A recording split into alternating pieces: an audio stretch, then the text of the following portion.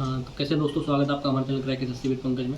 तो काफ़ी लोग मुझे बोल रहे थे कि यार मैं जो मॉक का स्कोर शेयर करता था तो वो 160 प्लस ही रहता है अभी, ठीक है। सीजीएल प्री हो या सीएसएससी प्री हो, तो काफ़ी लोग बोल रहे थे कि यार तुम मतलब मॉक को अटैम्प्ट कैसे करते हो, ठीक है, हर एक सब्जेक्ट को कैसे इंप्रूव कर सकते हैं। फिर हमारा स्कोर 120 110 पे अटक गया है, ठीक है, तो उसको इम्प्रूव कैसे करना है, तो इस वाले वीडियो में वही बताने वाला हूँ, ठीक है। पहले मेरा भी स्कोर इतना ही था, 110 120 के आसपास, लेकिन धीरे धीरे करके ग्रेजुअली करके कुछ चीज़ें इंप्रूव करी जिनसे कि वो ओवरऑल अभी 160 प्लस हुआ है, ठीक है। तो मैं कुछ भी बताऊं उसके पहले ना 3 चीज़ें बहुत इंपॉर्टेंट है कि अपने मॉक को ना सिर्फ स्कोर से जज मत करो, आपका जो परसेंटाइल है ना उससे जज किया करो, ठीक है।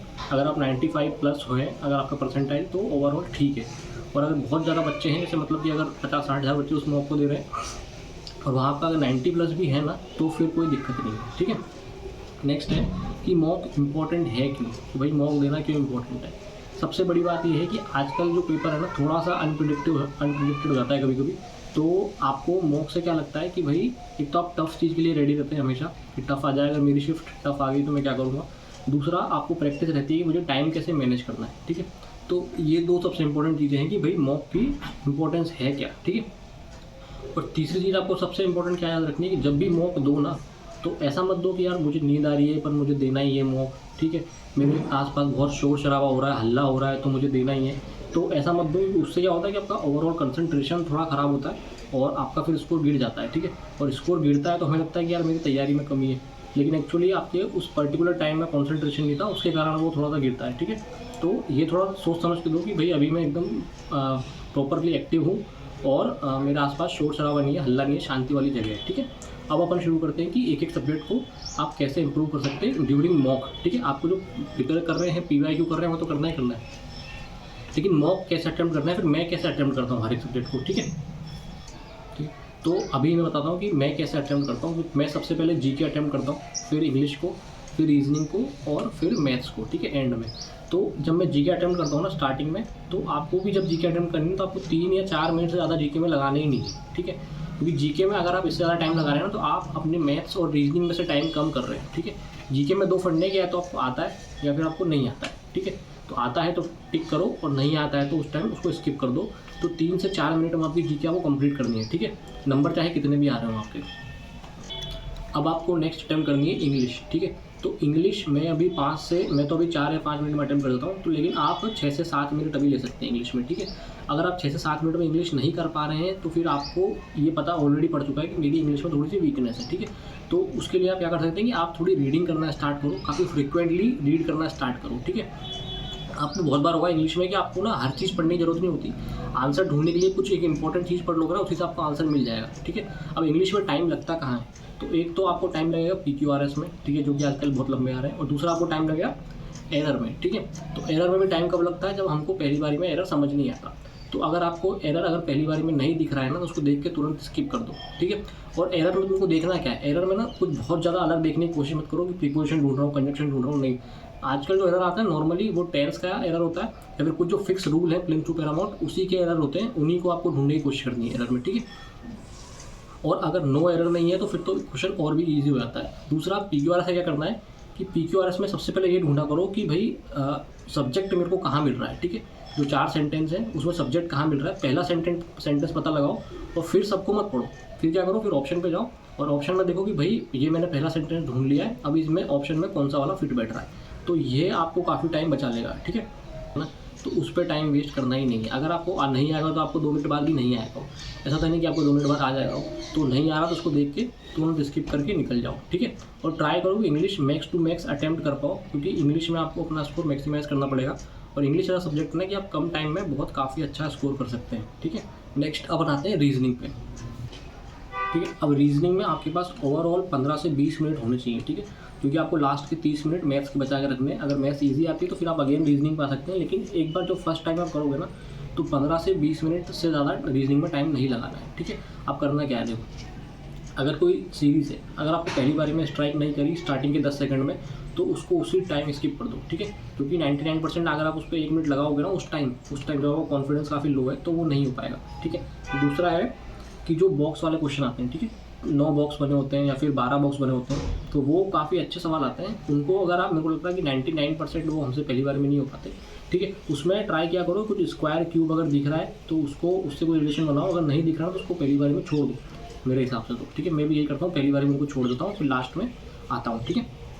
नेक्स्ट जो प्लस माइनस डिवाइड और जो बोर्ड मास वाले आजकल क्वेश्चन आ रहे हैं, ठीक है, कि कौन से दो साइन को चेंज कर दूँ तो काम बन जाएगा, तो उसमें एक चीज़ ध्यान रखा करो कि अगर फाइनल इक्वल टू के बाद आंसर छोटा आ रहा है, ठीक है, तो फिर डिवाइड पे फोकस किया करो कि क्या मैं डिवाइड के साइन को शिफ्ट कर सकता हूँ अगर आंसर छोटा आ रहा है तो। अगर वहाँ पे आंसर आपको बड़ा मिल रहा है ना तो फिर मल्टीप्लाई पे फोकस किया करो कि कहीं ना कहीं मल्टीप्लाई का साइन चेंज होना होगा, गारंटी, ठीक है। नेक्स्ट जो ए बी वाले क्वेश्चन होते हैं, मैं वही बता रहा हूँ जहाँ पे हमको टाइम लगता है, ठीक है। जो नॉर्मल सवाल है वो तो हम कर ही लेते हैं, लेकिन इन कुछ फिक्स सवालों में हमको टाइम लगता है, ठीक है। अब जैसे कुछ सीरीज़ वाले आते हैं कि ए बी बी सी, ऐसे सवालों को कैसे करना है, तो इनमें क्या किया करो कि जो मैक्सिमम लेंथ आपको अवेलेबल है, ठीक है, सीरीज में से कि ABC कहीं लिख रहा है, तो यही ढूंढना करो कि अब अगला ABC कहाँ मिल रहा है और फिर ऑप्शन से जाया करो, ठीक है। फिर देखा करो कि भाई ऐसा कोई ऑप्शन है क्या कि भाई मैंने जैसे पता लगा लिया कि लास्ट वाली जगह पे D आने वाला है, ठीक है, तो पूरा सीरीज सॉल्व मत करो, बाकी ऑप्शन हटा दो कि भाई ये ऐसा कोई सीरीज है जिसमें लास्ट में D आ रहा है, ठीक है।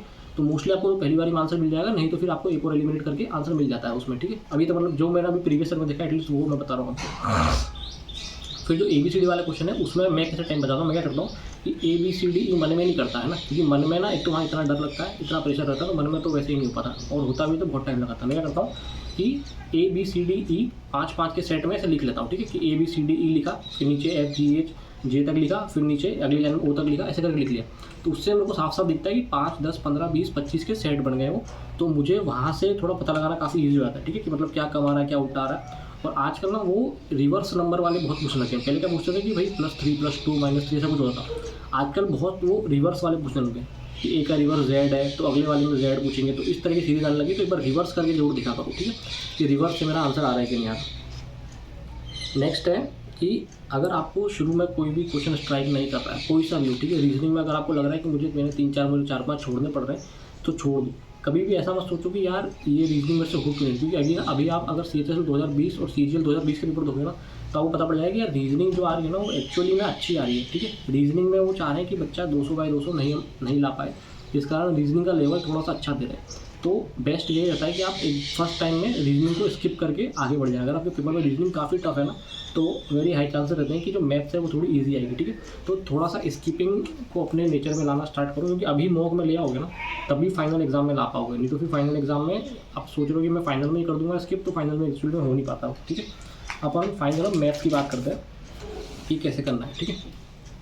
तो मैथ्स में अगर ऐसा कोई भी सवाल आ रहा है कि भाई ये तो बहुत ही लंबा सा जा रहा है, ठीक है, मतलब 3 या 4 लाइन का, तो उसको तो देखते ही छोड़ देना, ठीक है। दूसरा ऐसा आ रहा है कि यार अगर मेरे को पहली बार में समझ नहीं आया, ठीक है, तो उसको देखते ही छोड़ दो। तीसरा, अगर कोई ऐसे टॉपिक्स आ गया कि भाई आपने जिसकी तैयारी नहीं करी है या फिर जो आपका वीक है, ठीक है, जैसे कि मेरा ट्रेन स्पीड वाला थोड़ा सा हल्का सा है, थोड़ा वीक, ठीक है, और तो उसको देखते ही स्किप कर दो। फोर्थ, अगर कोई भी चैप्टर कोई भी क्वेश्चन कंपाउंड इंटरेस्ट और एवरेज से फंस रहा है और उसमें बहुत ज़्यादा पॉइंट वगैरह दिख रहे हैं, पॉइंट के बाद थोड़ा डिफिकल्ट दिख रहा है, तो उसको देखते ही स्किप मार दो, ठीक है। एंड अगर आपने कोई सवाल सॉल्व किया, ठीक है, उसमें अगर कैलकुलेशन कोई मिस्टेक हुई तो आपको लग रहा है आंसर नहीं आया और आपको पता है आपकी अप्रोच सही है, तो आप फिर से एक बार ट्राई करते हैं, एक बार, ठीक है, जेन्युइन चीज़ है, तो आपको फिर से ट्राई करें, फिर से भी आंसर नहीं आया, ठीक है, तो उसको तीसरी बार ट्राई नहीं करना है, उसको वहीं छोड़ दो।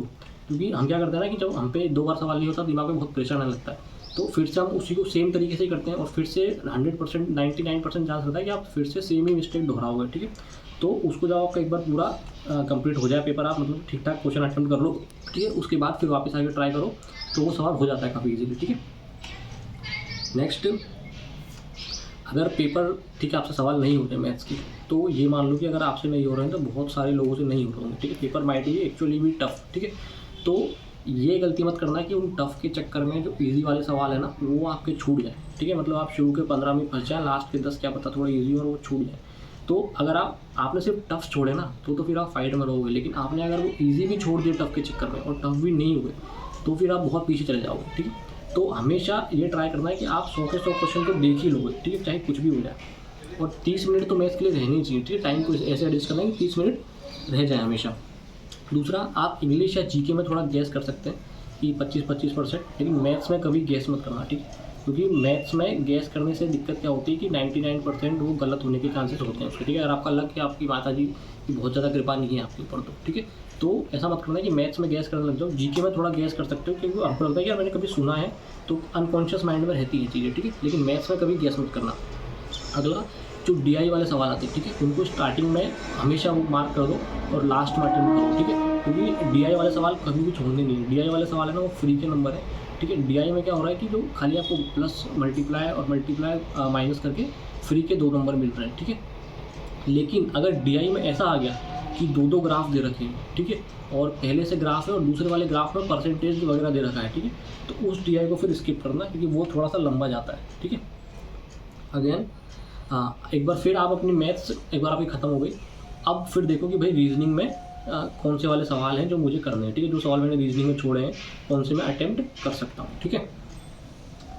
और रुक जाओ, अब रीजनिंग में जैसे आपने सवाल छोड़े हैं तो मेजरली चांसेस हैं कि आपने या तो बॉक्स वाले छोड़े होंगे, ठीक है, जो तीन बॉक्स बने होते हैं, या फिर सीरीज़ वाला होगा। तो अभी सबसे पहले आप जाओ सीरीज़ पे, और सीरीज़ में क्या देखो कि अगर नंबर धीरे धीरे तरह से बढ़ रहा है तो फिर चांसेस है कि कुछ प्लस माइनस होता होगा, ठीक है। लेकिन अगर नंबर में सडन चेंज आ रहा है, ठीक है, बहुत बड़ा बढ़ रहा है, तो बहुत चांसेस है कि मल्टीप्लिकेशन वगैरह कुछ होगा उसमें।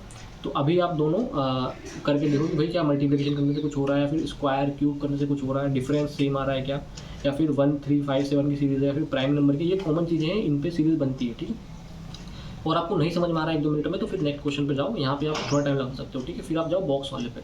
बॉक्स में क्या करो, सबसे पहले तीसरे नंबर वाले बॉक्स को पकड़ा करो, ठीक है, तीसरे नंबर वाला बॉक्स क्या है, और दूसरा चीज़ दिखा करो वहीं बॉक्स में एक लाइन में स्क्वायर या क्यूब वगैरह तो नहीं दे रखें, तो उससे बहुत बार रिलेशन बन जाता है, ठीक है। कई बार आजकल लोग पूछ रहे हैं कि भाई जैसे 2 नंबर जैसे 8 और 9 है, तो 9 × 8 करके कुछ पूछ लेंगे, या फिर उनका सम पूछ लेंगे, तो ये आप एक बार बॉक्स में चेक किया करो, ठीक है।